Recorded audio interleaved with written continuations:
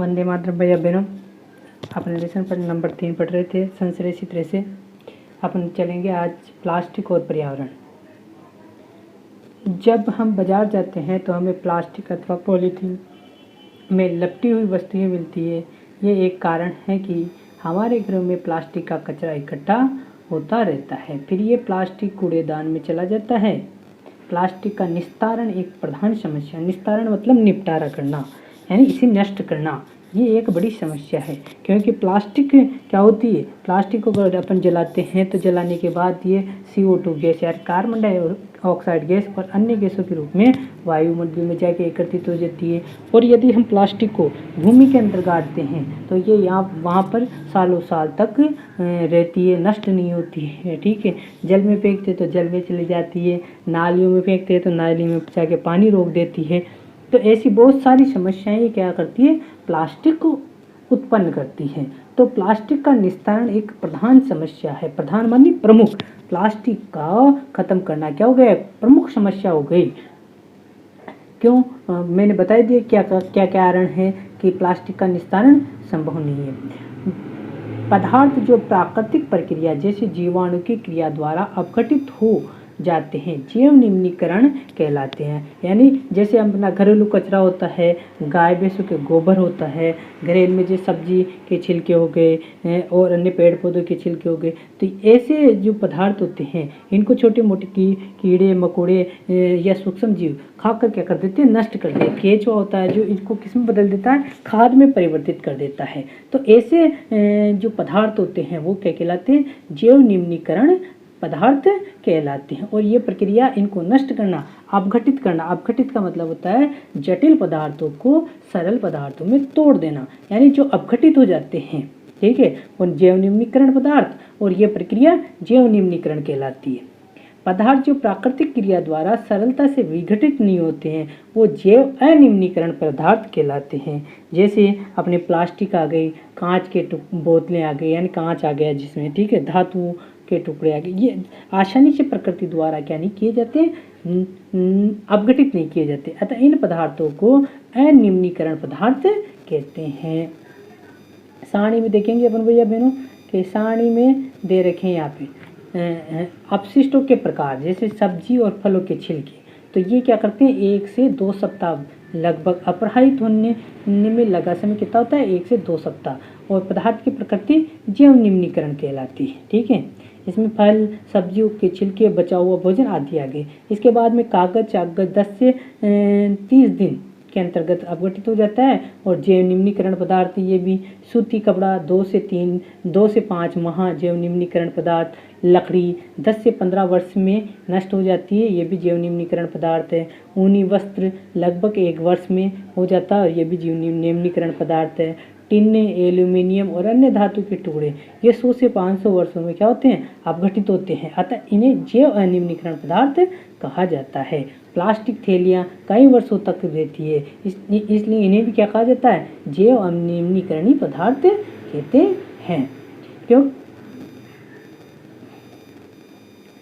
क्योंकि प्लास्टिक अपघटित होने में कई वर्ष ले लेती है, ये पर्यावरण हितैषी नहीं है, पर्यावरण के हित में नहीं है, लाभ में नहीं है पर्यावरण की, ये पर्यावरण प्रदूषण का कारण बनता है। इसके अतिरिक्त जब इस संश्लेषित पदार्थ को जलाया जाता है तो पूर्णतया जलने में लंबा समय लेता है। इस प्रक्रम में यह भारी मात्रा में विषैली धुआं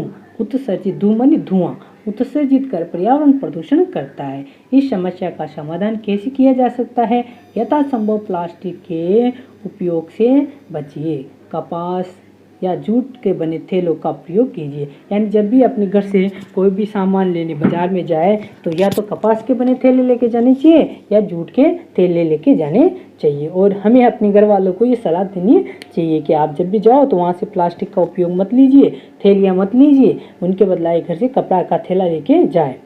जैव अनिम्नीकरण और जैव निम्नीकरण तथा अजैव निम्नीकरण अपशिष्टों को अलग इकट्ठा कर लीजिए और इनका अलग निस्तारण कीजिए। यानी इनके लिए डिब्बे आते हैं, एक तो हरा डिब्बा आता है जो गीले कचरे के लिए होता है, एक लाल डिब्बा आता है जो सूखे के कपड़े के लिए वस्तुओं के लिए आता है।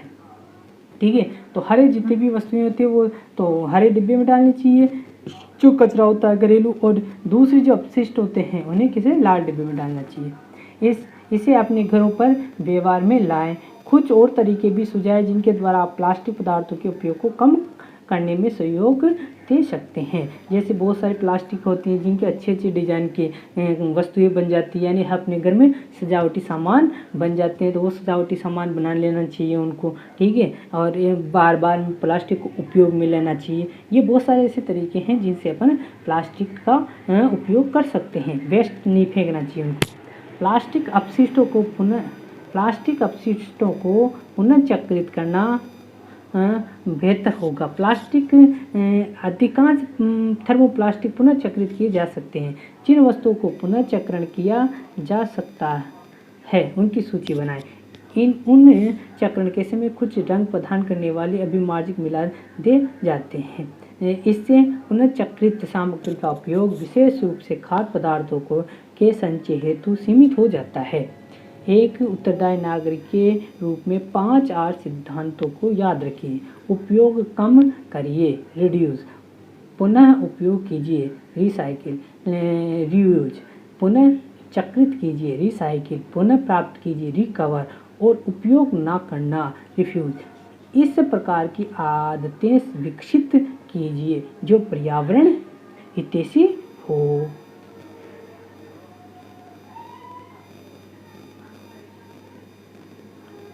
क्या आपने कोई ऐसा कचरे का ढेर देखा है जहां पशु, विशेष रूप से गाय, कचरा खा रही हो? खाद्य अपशिष्ट खानों के प्रक्रम में ये पशु पॉलीथीन की थैलियाँ और खाद्य पदार्थों के रेपर भी निगल लेते हैं। क्या आप इसके परिणामों की कल्पना कर सकते हैं? प्लास्टिक पदार्थ इन पशुओं के श्वसन तंत्र में यानी कंठरोध उत्पन्न करते हैं अथवा आमाशय में एक अस्तर बनाते हैं और अंततः ये उनकी मृत्यु का कारण बन सकते हैं। लापरवाही से इधर उधर फेंकी गई पॉलीथीन की थैलियाँ नलियों को रोक देती है। कभी कभी हम बहुत अधिक लापरवाही दिखाते हैं और चिप्स, बिस्कुट और अन्य खाद्य पदार्थों के रेपर सड़क पर, उद्यान अथवा पिकनिक के स्थानों पर फेंक देते हैं। क्या हमें ऐसा करने से पहले सोचना नहीं चाहिए? एक उत्तरदायी नागरिक के रूप में आप क्या उपाय सुझाते हैं इससे सार्वजनिक स्थल स्वच्छ और प्लास्टिक मुक्त रहे? रेशा विवेक, प्लास्टिक की थैलियाँ जलाशयों में अथवा सड़क पर नहीं फेंकें। खरीदारी के लिए जाते समय एक सूती कपड़े का थैला या जूट का थैला लेकर जाएं। प्लास्टिक पदार्थों का उपयोग कम से कम कीजिए। उदाहरण के लिए प्लास्टिक के स्थान पर स्टील के बने भोजन रखने के डिब्बों का प्रयोग में लाएं। ये अपना लेसन पूरा हो गया भैया बहनों। अपन कल इसकी क्वेश्चन आंसर करेंगे।